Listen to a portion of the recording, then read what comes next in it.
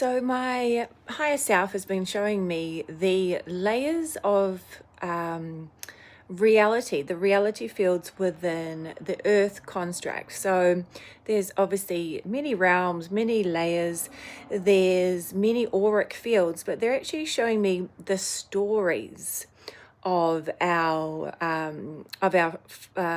lives, like the frequency. So what's happening is we have all these story layers.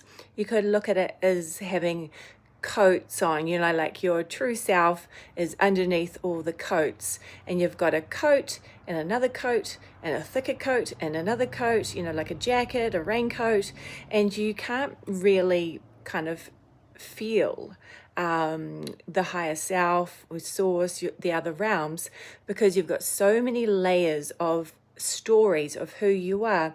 So, my story is that I'm a female. I was born in New Zealand. I have a mum and a dad and a brother.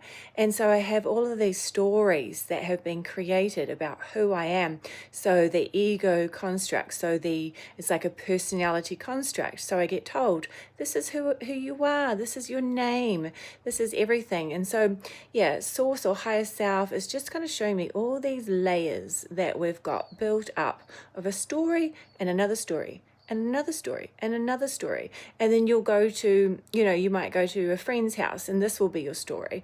And then you might be hanging out with your family or your parents and this will be your story. So you kind of change your stories, you morph your story a little bit, but there is like a story underneath. So it's super interesting. So as you peel off the layers of your story, then you start to see who you truly are. And then you can build on new stories, create new stories about your life, that you have financial freedom, that you have wellness, that you have a beautiful home, or whatever you want. Build a new story. You don't have to stick with your old story.